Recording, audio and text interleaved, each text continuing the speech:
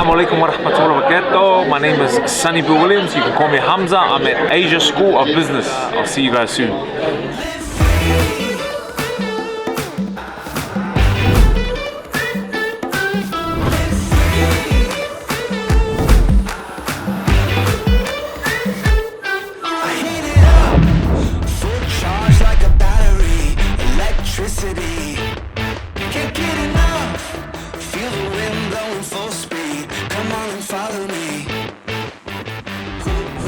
It's the insight that makes a difference.